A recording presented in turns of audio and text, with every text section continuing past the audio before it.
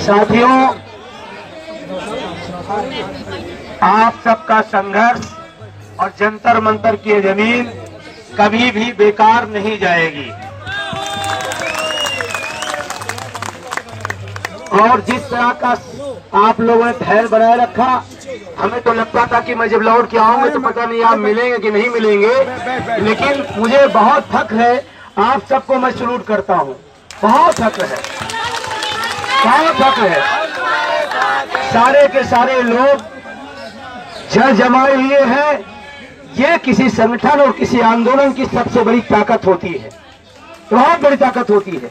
और आपका नेतृत्व आपके ताकत से लड़ता है। आप अगर ताकत नहीं देते हैं तो फिर कोई न सुनता है न कोई सुनाता है। ये आप संघर्ष करते रहे, खड़े रहे, डटे रहे। आज पूरा का पूरा सरकार बजट पर लगी है, लेकिन आपका आह्वान संसद भवन का कि संसद मार्च करेंगे, थोड़े से टेलर में यहां से वहां तक पूरी सरकार हिली।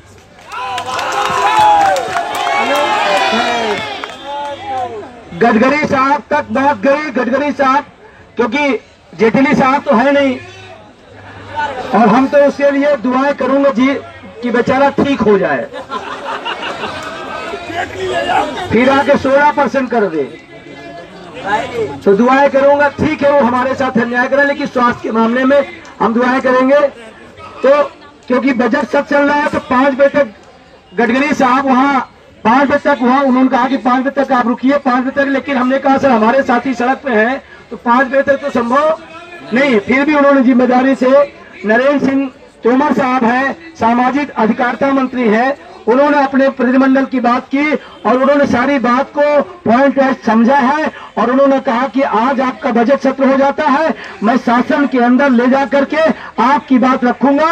एक बड़ी बात जो उन्होंने कहा, जब समझने के बाद जब बताया गया कि 500, 800, 700 रुपए पेंशन मिल रही है, तो उन्होंने बात कहा नहीं, ये पूरी तरह अन्याय है और पुरानी पेंशन न्याय संगत मांग है। एक मिनिस्टर अगर ये बात मानता, देखिए मनवाना तो नहीं से है ना भाई। अच्छा, इसमें बैठा हुआ कोई पास करेगा क्या? इसमें बैठा कोई नहीं पास करेगा। पास करना, बात करना तो नहीं को है, लेकिन उन्होंने इस बात से सहमति जताई कि नहीं, आपका मुद्दा बिल्कुल सही है और आज हमें आप बजट सत्र है, क्योंकि एक भी आदमी से असंभव नहीं है, लेकिन जैसे ही बजट सत्र खत्म होगा आपकी बात हम प्रधानमंत्री के सामने, सरकार के सामने रखेंगे। लेकिन अपनी बात हमने उनसे कह दिया है, ये भी कहा है पूरे देश की लड़ाई है, आप इसको रखें, आप इसको करें, लेकिन एनएमओपीएस का एक आह्वान आज होगा। तैयार है? नहीं तैयार है? तैयार है। लेकिन लड़ाई छोटी नहीं, ध्यान रखिएगा, लड़ाई बड़ी है, लेकिन आप सब तैयार रहें। इस जो अभियान को है, इस अभियान को हम पूरे देश में ले चलेंगे, पूरे देश में इस अभियान को ले चलेंगे।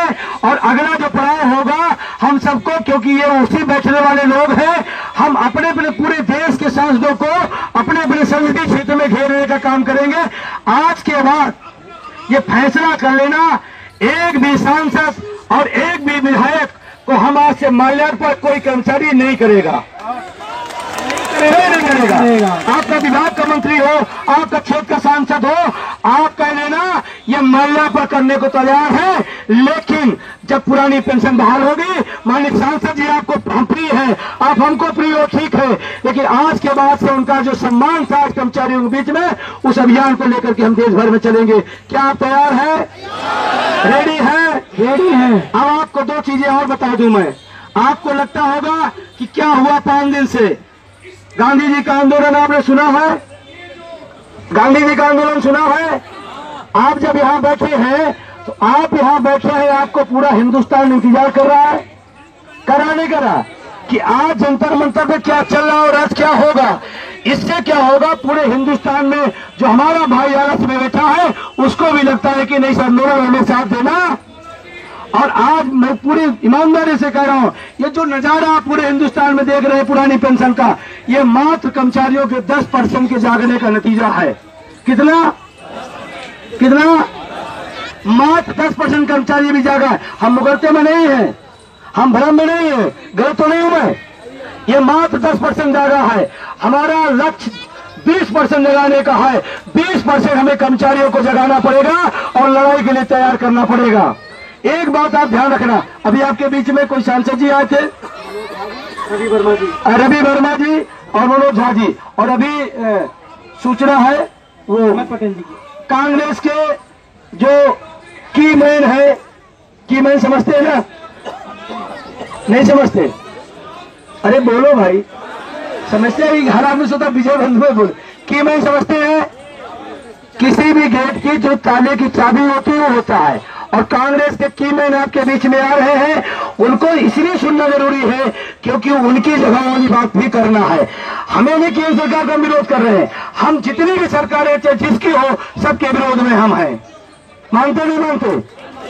तो अहमद साहब अभी हमारे आपके बीच में आ रहे हैं, अहमद साहब को भी हम लोग सुनेंगे और उनसे भी कहेंगे जिन राज्यों में उनकी सरकारें हैं, अगर आपको लगता है यह आंदोलन भाजपा के खिलाफ है तो सबसे पहले आप पुरानी एनपीएस के खिलाफ होइए और अपने राज्यों में पुरानी पेंशन बहाल करिए।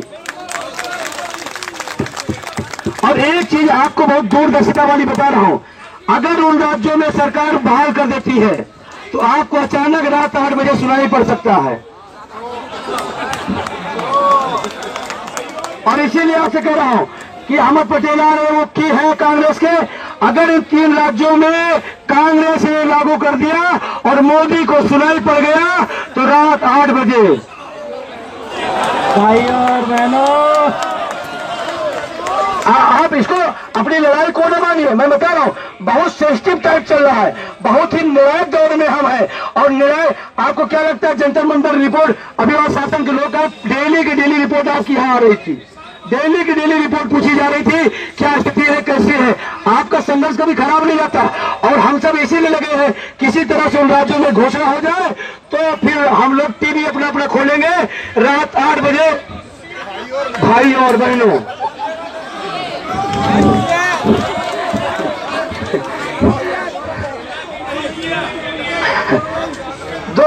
दो लाइन मैं बता रहा हूं आपको, अभी भी लग रहा है नहीं, मैं भी पॉजिटिव आदमी हूं।